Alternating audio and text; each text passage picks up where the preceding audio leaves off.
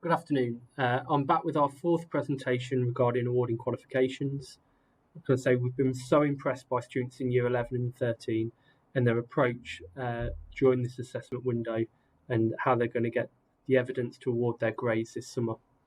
As we're about to enter stage 4, the final assessment window, I thought it important to share the information on how subjects and courses will draw to an end and our plans for celebrating the end of the year and the wonderful students that we have. So we will begin on Monday, stage 4, and that will go from May the 17th through to May the 28th. And that's the final assessment window. I've said before, there is no greater emphasis or weighting on this final window of assessments. Yes, I can appreciate they're in the hall, and that brings with it its own level of stress and worry, but this is purely from a logistical point of view to ensure that students sit the final assessments at exactly the same time and is fair for everybody. In class, you would have been prepared in the same way, and your teachers would have given you the same information as with the other assessments that are contributing. Many of you have been asking what happens when you finish your last assessments in your subjects. So the government published the final day of school for both Year 11 and 13 as Friday, June the 18th. That's the same day that schools will submit the grades to awarding bodies.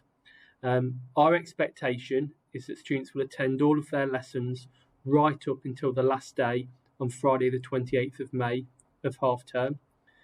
So much focus over the past few weeks and months has been on preparing you for assessments and making sure you can show your abilities to support the awarding of your grades. Now, our teachers want to say goodbye to you properly now. The focus of lessons up until May half term is the finishing off of subjects so that your last experience is not of school halls and of exams, but of positive memories with your teachers and with your fellow classmates.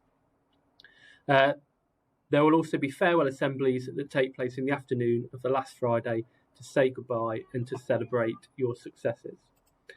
There are then 2 weeks remaining after half term up until the formal last day on June the 18th. And we are calling this period of time our Next Steps curriculum. So Year 11 students will be offered a programme of face-to-face teaching focused on next steps after Year 11. This will not be full-time, but the face-to-face offer will allow students to book onto sessions that will support your progress onto the next stage of your education. For example, students choosing to take A-level English language would be encouraged to attend the Next Step session for this course to help transition onto the A-level course, either at Lutterworth or whether you intend to go to an alternative provider.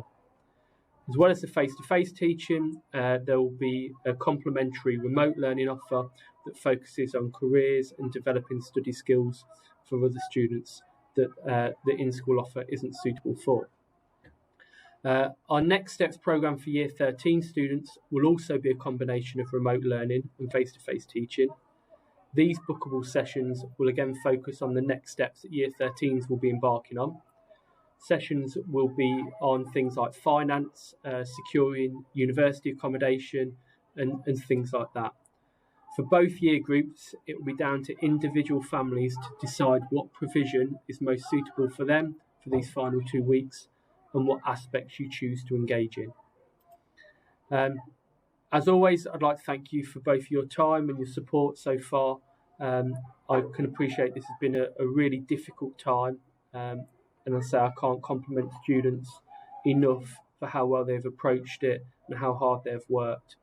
I want to wish you the very best for the last 2 weeks up until May half term, and thank you for listening. Bye-bye.